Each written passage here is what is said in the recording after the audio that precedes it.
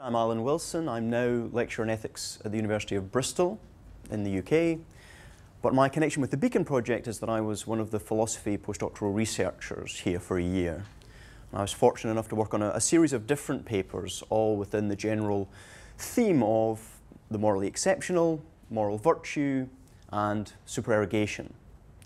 And what I wanted to do in this talk today is to focus on a specific paper that I did work on whilst I was here on the project, but which was perhaps a little bit more, well, it was relatively neglected compared to some other topics that I worked on. And I'm wondering now whether I ought to kind of revive it and write it up as a paper, or whether it ought to remain neglected. So what I thought I'd do is try out the ideas here, get some feedback, and see where I stand. So the topic that I'm going to be looking at is on the candidate moral virtue of courage, and the role that courage plays in a kind of morally exceptional life. And the lens that I'm going to use to approach that issue, as perhaps a lot of talks at this conference might do, is through the work of Linda Zagzebski, her recent work on moral exemplars. And what I'm kind of hoping to do is perhaps raise some worries or put some pressure on the idea that when we're categorizing moral exemplars, we should have a specific category of the hero, and I'm going to talk a little bit about that. And I'm also perhaps going to suggest an alternative way of understanding the relationship between courage and moral virtue, or moral exemplarity. So I'll start with just some preliminaries of Zagzebski's approach for those that might not be familiar with it. So Zagzebski develops her views on the moral exemplars in a series of papers, recent papers, and culminating in, last year, the publication of her book, Exemplarist Moral Theory. And Zagzebski's philosophical aim in that book is to, well, suggest exemplarist moral theory as a comprehensive ethical theory that could sit alongside other, perhaps more familiar approaches to ethics within philosophy, approaches like deontology, consequentialism, and virtue ethics. And what sets exemplarism apart is what it chooses as the foundation for the theory, or what Zagzebski calls the point of origin for the theory. And that is those specific people whom we admire, the moral exemplars. So some examples that people might raise in this context would be people like perhaps Confucius, perhaps Martin Luther King, perhaps Gandhi, and so on. And what Zagzebski wants to do is to place these people, the people that we actually admire, at the heart of our moral theory. So as a kind of comparison, the consequentialist approach, as we might all know, would put good consequences at the heart of the theory and define all other moral terms with reference to good consequences. So in that approach, a virtue just is the feature of a person that brings about good consequences. A right act just is an act that brings about good consequences. Contrasting to this, the exemplarist approach wants to put those exemplars at the heart of the theory and define all other moral terms in reference to those. So a virtue just is a trait that those people we admire has, and which explains why they're admirable. A right act just is an act that would be viewed as the one that's favoured by the balance of reasons by those people that we admire. So that's how the exemplarist approach contrasts to other approaches within ethics. And why might we think that it's plausible? Why is it an interesting way of approaching things? Well, as was mentioned in the previous talk, Zagzebski's kind of guiding idea or guiding principle here is that we're more certain of those specific instances that we take to be exemplars than we are of any of the other terms to be defined. So if Zagzebski's right, we're more certain, for example, that Rosa Parks was a moral exemplar than we are of any possible definition of virtue that someone might propose. We're more certain, perhaps, that Confucius is an exemplar than we are of any possible definition of right action that someone might propose. So that's the general idea of exemplarism. And that's the kind of one of the motivations that Zagzebski has in setting out the view. I'll now provide a little bit more detail on what I take to be the two key terms for my topic today. So how do we identify the exemplars and how can we categorize them, and the concept of virtue according to Zagzebski's approach. So how do we identify these exemplars? On the Zagzebski approach, we identify them through the emotion of admiration. So exemplars just are those people whom we admire upon reflection. So if I experience admiration in response to someone, and if that admiration persists once I reflect on it, then that gives me good evidence, Zagzebski thinks, to suppose that the person really is an exemplar. really is admirable. So that's how we identify them. And of course, in other work, I'm interested in whether we should be optimistic that our experiences of admiration are reliable in this way. Should we be optimistic that when we experience admiration in response to someone, even on reflection, that does give us good evidence that they really are exemplary? And if anyone's got any thoughts or suggestions on that topic, I'd be really interested to hear them, but I'm not going to talk about that here today. Instead, I'm just mentioning it so that you know how the exemplars are supposed to be identified. And then once we've identified them, we learn a little bit more about ethical terms by studying these people or reflecting on them. And Zagzebski thinks that this can lead us to realize that there are different categories of moral exemplar, different ways of being exemplary. And the categories that Zagzebski gives us is the categories of the hero, the saint, and the sage. And she gives us examples of people that categorize each of these categories. So in the category of the sage, we're given the example of Confucius. In the category of the saint, we're given the example of Jean Vanier, who set up a network of interfaith and intercultural communities that welcome and care for those people with developmental disabilities. And in the category of the hero, we get examples like Leopold Socha, who risked his life to shelter and protect Jewish families during the Holocaust. So, Zagzebski thinks that there are different ways of being a moral exemplar, and there are at least these three different categories of moral exemplar: the hero, the saint, and the sage.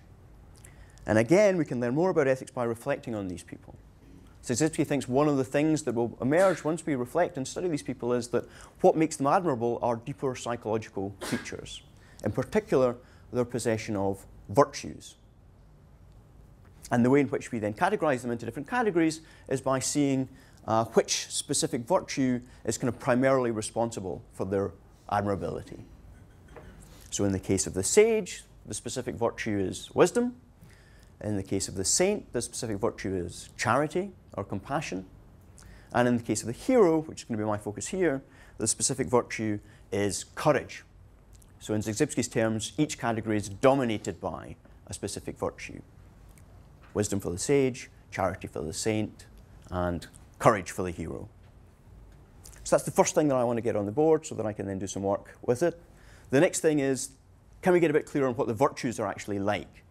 Again, on the exemplarist approach, we have to start with the people that we admire, and what virtues are like are just going to be determined by what those features of these people are actually like. But Zagzebski thinks that we can say a couple of things about the kind of deeper features of virtues. In particular, all virtues have two central components. The first of these components is a motivational component. So every virtue has its own specific motivational end that it involves. So perhaps the virtue of compassion has the specific end of alleviating suffering. For honesty, the specific end might be avoiding deception. Perhaps for justice, it's ensuring fairness or ensuring that people get what they're owed. And every virtue has this motivational end that's specific to that virtue. But that's not enough to be virtuous. You don't just need to have the specific motivational end of that virtue, you also have to have the second component, and that's a component of reliable success. So, you're not virtuously compassionate just by having the characteristic motivation of alleviating suffering. You also need to be reliably successful in actually alleviating suffering. Not enough to just have the motivation to achieve fairness. In order to be virtuously just, you also have to be reasonably or reliably successful in achieving fairness. So, that's the idea of virtue that we get from Zagzebski. And she thinks that this will follow from reflecting on the exemplars that we experience and that we admire. So, I think that's all of the kind of terminology that I need to have on the table to then make the suggestions that I want to suggest in this talk. On the one hand, we can divide our exemplars into different categories, depending on which virtue is kind of primarily responsible for their admirability. And that includes the category of the hero, who's dominated by the virtue of courage. And on the other hand, we've got a picture of virtues as involving two central components, one of which is a characteristic motivational component. So that's some central features of what I take to be within Zagzebski's view. What I want to do now is to try and put a little bit of pressure on the categorization of exemplars that we get from Zagzebski. In particular, I'm wanting to try and put pressure on the category of the hero, or the exemplar who is exemplary as a result of courage primarily, I want to put pressure on the idea that that is a separate category, a category on its own. And I'm going to do that in a couple of different ways. So the first way is just a point that I take to be raised. It's kind of internal to Zagzebski's approach. So my claim, and I've got the claim on the handout. So here's a claim that I think is true. Courage does not fit with the stated model of moral virtue that Zagzebski provides. If that's true, then it's going to put pressure on the idea that there's a category of exemplar that's explained by courage, because exemplars are explained by virtues, and courage doesn't fit the model of virtue that Zagzebski's working with. Why do I think that courage doesn't fit that model? Well, because there is no specific motivational component that is unique to and required by courage. Someone can possess and express genuine courage in the pursuit of any number of different ends. So when I see someone expressing genuine kindness, for example, that guarantees to me I can learn something about their motivational structure. I know that if it's genuine kindness, they're motivated towards, say, protecting and promoting well-being. But if I witness someone demonstrating a genuine act of courage, that doesn't necessarily tell me anything about what their motivational goals are. Now, this isn't a point that's new or unique to me. It's a point that's been mentioned elsewhere in the literature. So one place in which it's mentioned is in Robertson Woods' important text on the virtues. So here's a quote from Robertson Wood, which is on the handout. So they say, although courageous acts must be motivated, no one type of motivation is characteristic of courage. People can be motivated to perform acts of courage by any number of things. And they go on to give some examples. So someone could be motivated to perform acts of courage out of love, or hate, or fear, or anger, or patriotism, or a concern for justice, or the desire for personal gain, or to secure knowledge and understanding. These would all be possible motivations that would explain genuine courageous acts. If that's true, then courage isn't like the other candidate moral virtues. Virtues like honesty, kindness, compassion, justice. And this suggests, again, if that's true, a problem for Zagzebski's approach. There's a kind of incompatibility of the claims that she wants to make. If virtue doesn't fit the model, if courage doesn't fit the model of virtue that she's working with, then that raises problems for the idea that there's a category of exemplar who's explained by the virtue of courage, at least internally to Zagzebski's approach. So that's one way in which I think we might be able to put pressure on this idea of the hero as a separate category of moral exceptionality. There is another way that I want to mention before I then talk about how we might respond to these worries. So another worry that I think could be raised here, and again it's a point that's been made in the literature, is to highlight a different way in which courage seems to differ from other candidate moral virtues. And that is to point out that unlike other candidate moral virtues, it seems to be possible to possess courage in a way that is not necessarily morally valuable. So courage has a value problem that isn't present in other candidate moral virtues. And I think this is brought out by some of the examples in the literature, including examples that are discussed by Philippa Foot in her kind of important essay on the virtues and vices. So Foot asks us to consider the possibility, for example, of a courageous murderer, and whether A, that's possible, and B, whether we think that that courage in these cases would actually be virtuous or have any moral value. So here's a quote from Foot. Just to kind of get the example set up.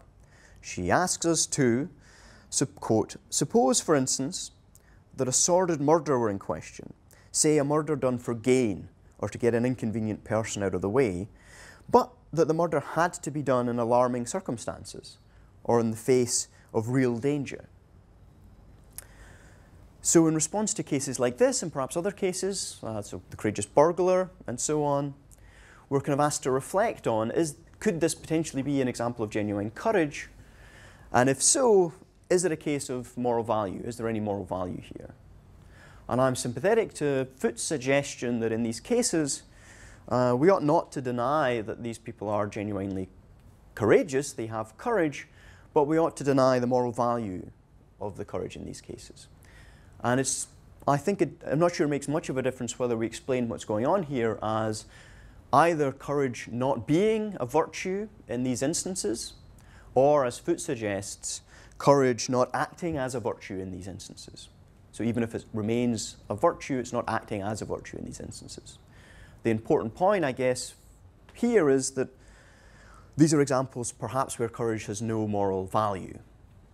And this doesn't seem possible by acts that are motivated by, say, kindness or compassion. Even when the kindness and compassion misses its mark, there is a moral value there, which isn't always present in cases of courage.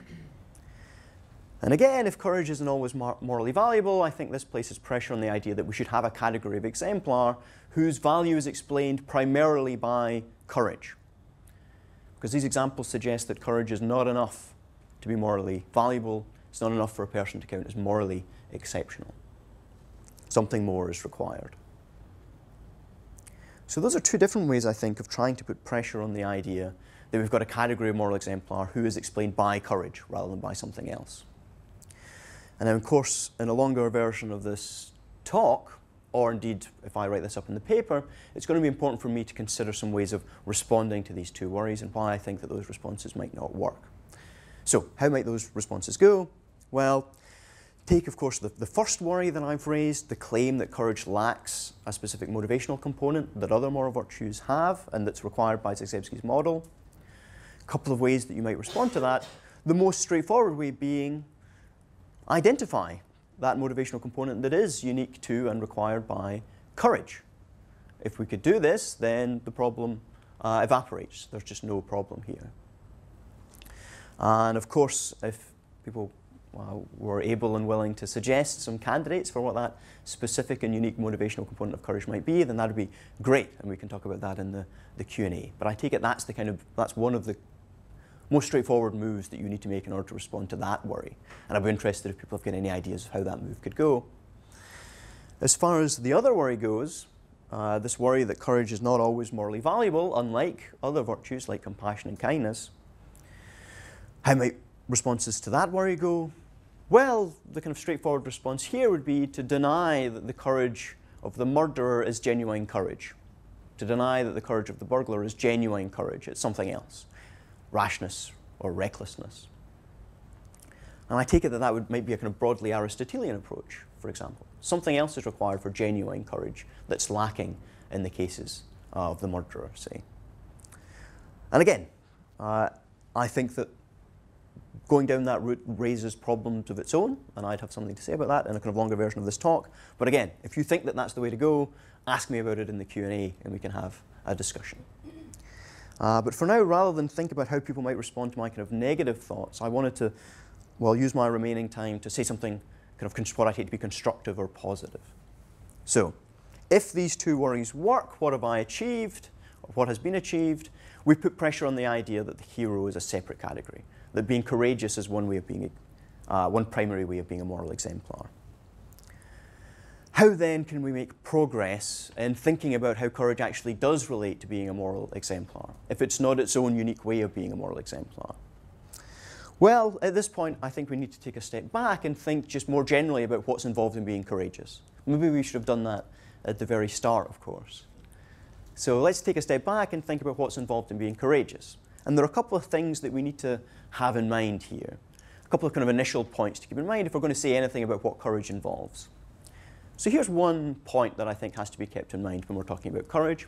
It's a point that, if you need a kind of historical figure to place it on, it's a point that's raised in Plato in his dialogue discussing courage. But I think also, I mean, it's just, I think, clear in our everyday experience that when it comes to courage, there are a lot of different ways of being courageous, a lot of different contexts in which people can express and demonstrate their courage. So when we're first asked to think about an example of a courageous agent, for some of us, our thoughts might go to a soldier on the battlefield, or perhaps historical examples of people who stood up to further a just cause, people like Rosa Parks. And on reflection, most of us, I suspect, would include people who are battling with and struggling through serious and debilitating illnesses, and perhaps also even just the shy student who speaks up in class. And the point here of thinking about all these different ways of being courageous is that anything that we say about the nature of courage or what courage involves ought to be broad enough to include all of these different ways in which people can be courageous. So here's one minor thing that I think that we can say about what courage involves, which can encompass all the different ways in which people can be courageous, and I've got it in your handout. So here's a claim. An agent is courageous regarding a particular context or a particular end only when our motivations within that context or towards that end are not easily defeated by considerations of personal risk. So the reason that the soldier on the battlefield counts as courageous is because her motivation, say, to do her duty or to serve her country, isn't being easily defeated by considerations of personal risk. The reason that the patient suffering with a serious illness counts as courageous is because her motivation, say, to live life in a particular way with dignity, isn't being easily defeated by the very real difficulties and risks that she faces. So that's one thing that I think we can pretty securely say about what's involved in being courageous. If you're courageous regarding a particular context or a particular end, then your motivations within that context aren't easily defeated by considerations of personal risk. So that's something that we can say about courage. How does that help us say anything about the relationship between courage and moral exceptionalness? So let's think a little bit more again about the virtues, in particular about the proposed motivational component of the virtues that Zygzebski suggests. I think it's clear that in order to count as possessing the motivational component of a moral virtue, it's not enough that you've just got any slight motivation towards the characteristic end of that virtue. Instead, your motivation must have specific features in order to count as being the motivational component of the virtue. So for example, your motivation must be sufficiently persistent. It's not enough for the virtue of compassion if your motivation to alleviate suffering is sporadic or fleeting. It needs to be persistent. Also, your motivation must be sufficiently strong in the sense that it must actually be possible of prompting you into action. And finally, your motivation must be sufficiently robust. Robust in the sense of not being easily overridden by competing considerations. You don't have the virtue of compassion if your strong and persistent motivation to alleviate suffering is always being overridden by your competing desire to make as much money as possible. You only have the motivational component of a virtue if your motivational component is not only directed in the right way, but has the features of persistence, strength, and robustness. Now, putting these together, how does this help us to tell a story about courage in the moral virtues? Well, it becomes clear that what we've said, in order to have any of the moral virtues that have a motivational component, the motivational component must be sufficiently robust in the face of competing considerations. And one set of competing considerations are going to be considerations of personal risk. So in order to have the motivational component of compassion, your motivation must be robust in the face of competing considerations, including considerations of personal risk. That's just to say, that's just what we said was involved in being courageous regarding a particular end or motivation. So the picture that we get here is that in order to have the motivational component of one of the moral virtues, that motivation you also have to have courage regarding the characteristic end of that virtue. And the picture that I think that this suggests is of courage not as one of the moral virtues or not as sufficient for moral value in and of itself, but instead as being required for and a necessary component of every one of the actual moral virtues. Moral virtues like kindness, compassion, honesty, and justice. You're only virtuously kind if you have courage regarding the characteristic of end of kindness to protect and promote well-being. You're only virtuously just if you've got courage regarding the characteristic end of ensuring fairness.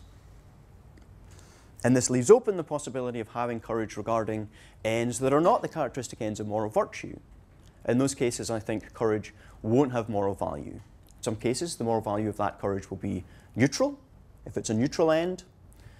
If your end is one that's contrary to the end of a moral virtue and you're courageous regarding that end, then your courage might actually be of negative moral value.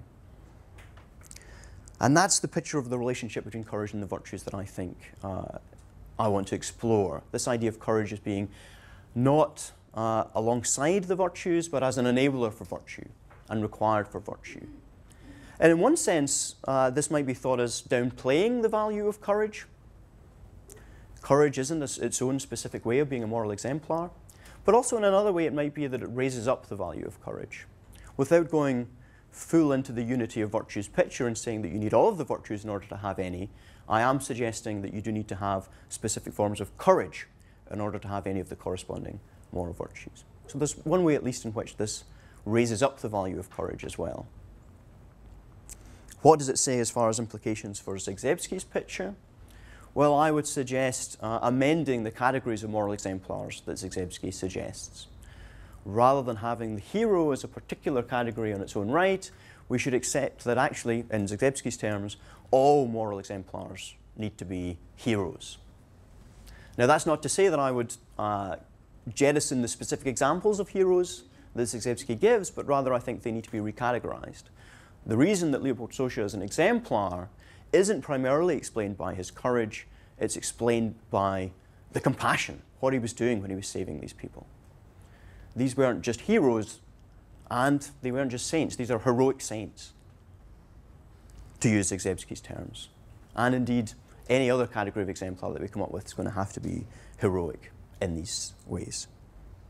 So that's the picture that I'm wanting to explore and think about, and a different way of categorizing different ways of being a moral exemplar. On the handout, I put down a couple of questions or worries that we might then raise for this approach. Well, I guess it's going to be more interesting to hear what questions and worries you have, but I will at least just mention what, I guess, as a challenge for the view. Here's your challenge to kind of knock down my suggestion. So one way of knocking down my suggestion would be to give examples of exemplars who, as a matter of fact, lack courage. That would knock down my suggestion that courage is required for any category of being a moral exemplar. So that's one challenge. If you've got a counterexample of that sort, then hit me with it. And another possible challenge is to point out that I would need to say more than what I've said here about what's involved in courage.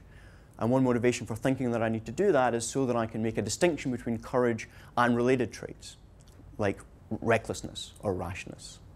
And you might want to challenge me on that too. Of course, it's always tricky when someone puts challenges on the handout, because that gives you reason to think that they've thought of what their answer is. And you might want to hit them with a different question. But I'd be really interested in whether it's thoughts on these or any other thoughts or suggestions for how I might develop these ideas going forward. So thank you for your time, and I'm looking forward to hearing if you've got any thoughts on this.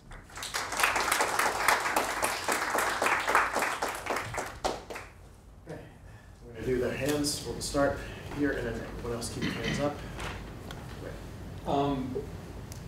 You seem to want to put some distance between your approach, or what you're saying here at least, and kind of a full-blown Aristotelian Thomistic notion of the unity of the virtues. But it seems to me that what you say about courage could be said about all the virtues, right? That all the particular virtues are actually simply enablers of the virtuous life. So wisdom, right, could just be craftiness, right? So in the same way that courage could be used for vicious ends, right?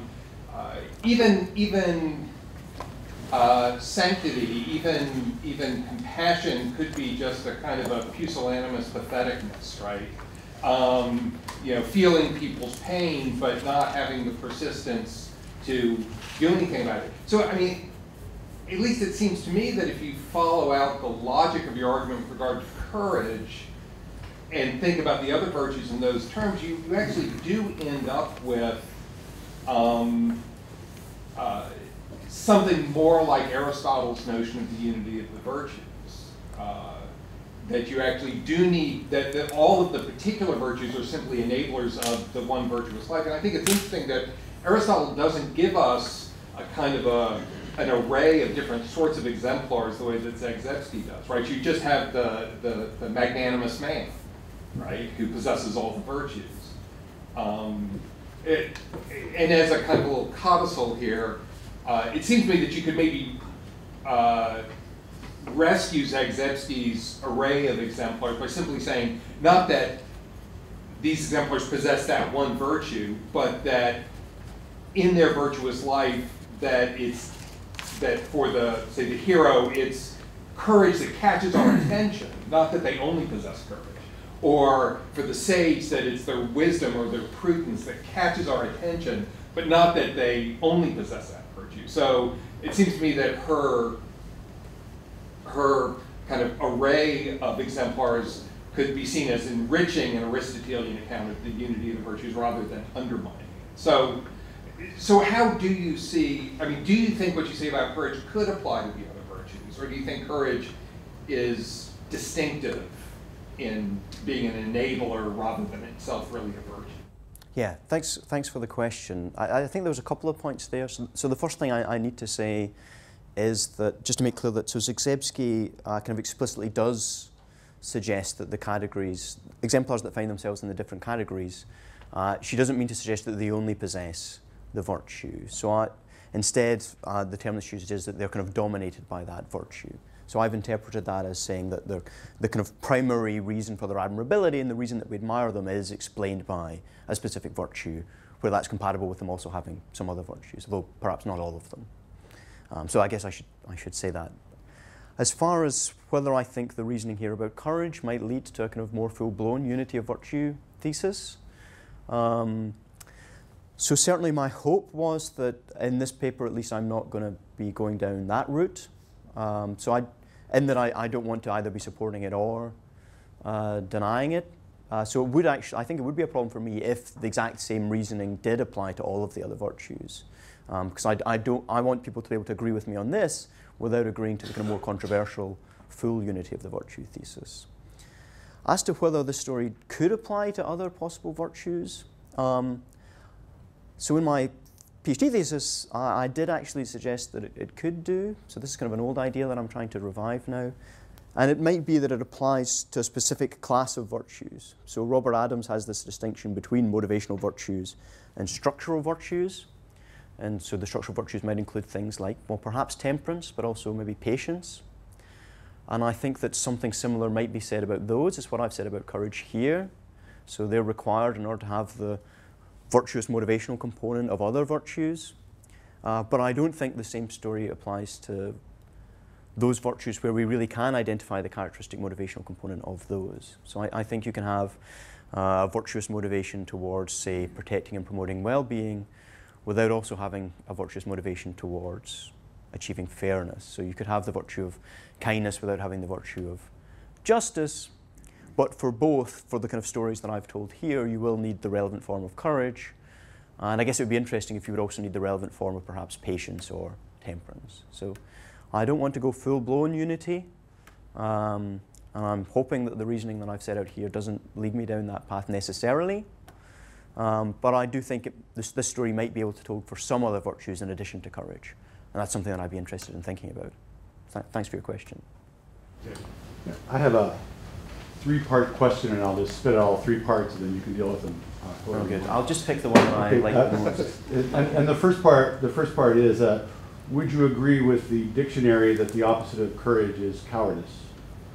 And secondly, if courage is not necessarily always a good thing, then is cowardice not necessarily always a bad thing? And then finally, just does contrasting courage with cowardice illuminate any part of your analysis here? Oh, nice. Yeah, thanks. So, what do I think about this?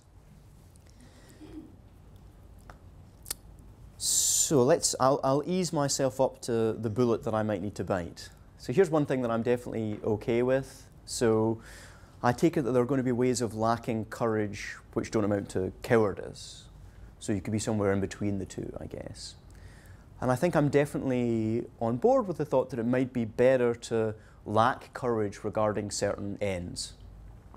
So better that the murderer lacks courage regarding the end of killing the person or advancing their own personal gain or kind of dominating other people. Better to lack those forms of courage, morally speaking, than to have them. If cowardice then just amounts to kind of an extreme inability to kind of face up to personal risk, then it might be that that becomes problematic in other ways, just for kind of navigating the world. So I'm not sure whether I would want to go all the way in saying that it's kind of better to be cowardly regarding certain contexts or certain ends.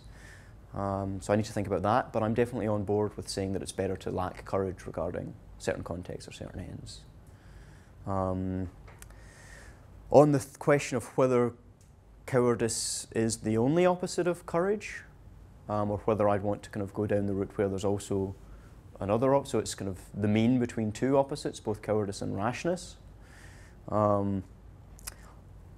I think that I can remain open on that as far as this paper goes. So the kind of condition for courage that I'm suggesting here is a somewhat kind of minimal one. It's not meant to be the kind of be-all and end-all of courage. And if someone wanted to add some conditions to that in order to rule out, to distinguish courage from rashness, I think that that could be done. And then we'd have this other opposite of courage, which was rashness. So yes, I think that cowardice is definitely an opposite of courage. But whether there's another opposite at the other end of the spectrum, which is rashness, that would come down to, I think, whether we want to add more to the kind of skeleton of courage that I've suggested here. But thanks for your question. Thank you very much. This was really interesting. And I found myself throughout the talk thinking, yeah, I think I am very sympathetic to a lot of the claims you're wanting to make. And I think my question is really just a clarificatory question. So, I mean, one way, like a straightforward way it seems to solve the value problem concern is to just say, well, virtuous courage is only concerned with virtuous ends or good ends. And the problem, so that might solve that worry, but then you run into the uniqueness worry, where it seems like courage no longer, or virtuous courage no longer has a unique end. So this makes me want to ask, well, why is that a problem for Zygzebski? And am I understanding her view correctly? So, is her view that these three types of exemplars and the corresponding virtues, the reason they're sort of fundamental, or the idea is they're fundamental because they each have unique motivations, and all other virtues can be cashed out somehow in relation to those three unique motivations? Because I don't know, I mean, it just seems clear that courage doesn't have a unique motivation, and it also seems true of wisdom as well. So I'm wondering if wisdom faces the same sort of concern, there has to be something else that she's thinking here than that you have to have unique motivation. So I don't know. Yeah. Thoughts on that? Good question. So I guess, again, two different things to say on this. One, just to kind of explain what I take Zygzebski's view to be. So it's important to clear that Zygzebski isn't committing herself to the idea that these are the only categories of moral exemplars. So those are the three categories that she focuses on in the book, but she says that she's open to the possibility that there might be other categories which are dominated by other virtues. So if we have our list of the virtues, I guess if we're exemplars, we need to get that list by first looking at the exemplars. But once we've got that list, we might then be able to use that list to come up with different categories of exemplars. So the exemplar is characterized by humility, or the exemplar is characterized by justice, which I take to be a kind of interesting one that's kind of not really talked about in the book. So that's one quick thing to say about Zygzebski. But where I took the worry to arise wasn't necessarily about thinking that Zygzebski's claiming these are the only three ways of being exceptional, rather just about the account of virtue that she's working with specifically. So as you kind of rightly suggest, one way of solving the value problem is to say that, well, courage is valuable or virtuous when it's directed towards a morally good end. And I'm kind of somewhat sympathetic to that suggestion, but as you rightly point out, this runs into the kind of uniqueness worry. And the reason that's a problem isn't, I think, directly because of the way that Zygzebski categorizes the different ways of being an exemplar, but because of the specific account of virtue that she's working with. An account of virtue which does explicitly require a specific motivational component to individuate the different virtues. As far as the question of, well, how does Zygzebski not realize this problem, I take it she would go down the route of suggesting that courage does have a specific motivational component that's unique to it.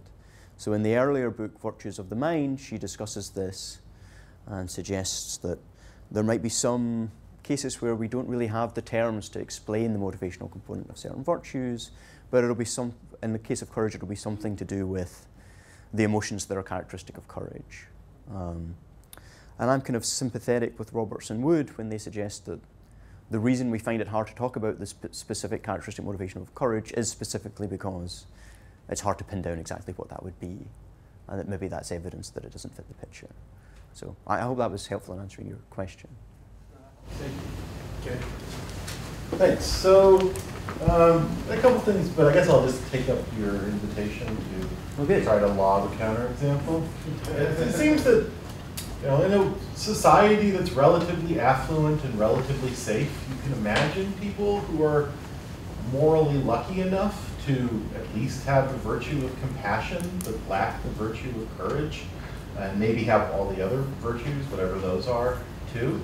I mean, so you can imagine the difference between the compassionate and philanthropic tycoon versus the self-involved kind of tycoon who wants to spend their money building rockets to the moon instead of trying to cure malaria. You can imagine a version of the philanthropist who is really compassionate, but also that if circumstances were slightly different, their compassion might be phased. That if they received social pressure to not be so philanthropic, if they received, if people said they were doing things that were not really productive, maybe they would give up. But it happens that you're lucky and this never happens. And they just sort of go through their life being very compassionate, but not really facing the kind of resistance that would be required for them to exercise courage. It seems like that kind of person, it's fair to say that they're definitely not courageous.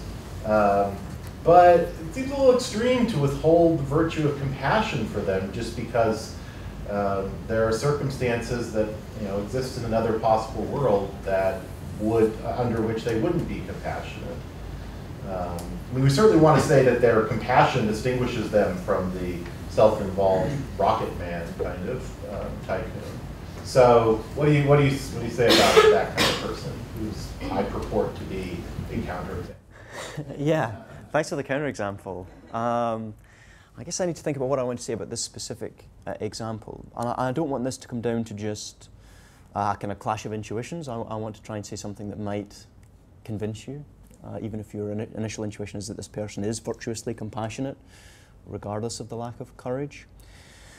So first thing I'll say is just so my kind of response to these kind of cases is that this person is kind of lacking in virtuous compassion, which isn't to say that they're on a par with someone who's cruel or completely disregarding of the well-being of others. By lacking the virtue, not everyone who lacks the virtue of compassion is thereby on a par, and there's no reason for us to accept that thought. So two people can lack the virtue of compassion and yet one still be better than the other. So that's true, I think. But another thing that I think I would want to say about that is just to reflect on the experience of coming to learn or have things revealed about people's characters that we perhaps weren't aware of before. So I think one way in which facts about people's character can be revealed to us is by coming to see them in more challenging situations. And we realize that, actually their commitment to helping us, and perhaps even our commitment to us or our relationship, was superficial in a way that we hadn't realized before because it had never been sufficiently put under pressure. They'd never been sufficiently tempted, or they'd never been sufficiently challenged. Now, what do I think is going on when we experience these kind of situations? Well, I don't think the plausible reading of that story is that that person's character changed once they were faced with the temptation or they were faced with the challenge. Rather, the experience of temptation or the experience of challenge revealed to us something about their character that they had been fortunate enough to have remained hidden previously. And what it reveals in this specific example would be that they hadn't been virtuously compassionate. Their compassion was fragile in a way that they've been kind of lucky to hide. Circumstances had meant was lucky to hide from us. So of course that means that we might not always be sure who has virtuous compassion and who's just been lucky. But my take on the story would be that what's revealed in these cases is their actual character, even if it wasn't apparent to us before. So I think that's what I'd want to say about that case, and that's why I would stick with the idea that the person who lacks courage is therefore lacking virtuous compassion, even if it might not be evident to us. So that's what I think about those kind of cases. Yeah. It seems, I think that's probably right, but it strikes me that maybe the sort of cases that test the virtue of compassion, say, in the way you're describing, will be slightly different than the cases that test courage. I mean, certainly if like I'm constantly being distracted from my compassion by, bright lights or good tasting food, that's a reason to think I wasn't compassionate in the first place. But that's different from saying like, oh, but you would give in if someone said, if you keep helping these kids, I'm going to kill your family, which might be a good test case for courage. So I mean, yeah, you don't have to respond to that unless you want to. But yeah, I mean, it's just an intuition that there's going to be this gap between the two kinds of tests. Yeah, so I think, I mean, there's going to be a question of how robust does your motivation have to be in the face of considerations of personal risk in order to count as courageous? And I guess by personal risk, I'm meaning to include kind of fairly broadly. So it wouldn't just be kind of considerations of physical harm, but it could be considerations of just kind of other ways in which you could be harmed or lose. So if someone's compassion falters when they're faced with some kind of the potential for some hardship, then that would seem to me as kind of a lack of robustness in the sense of kind of a lack of being willing to face up to personal risk. And I'd interpret that as being they're not sufficiently courageous regarding the end of compassion. That's what I'd say anyway. I'm going to go a little bit over time. Do you want one more quick question in? Sure, yeah. Thanks for your talk. I have a question about our admirability of exemplars in the case where someone's courageous but has like a bad end. So I guess I'm wondering, do you think we won't admire, or we generally won't admire courageous people when they have bad ends? Because there seems to be like I'm thinking cases of unjust war where like we admire soldiers very broadly, even when they fight in unjust war, and maybe it has to do with if they.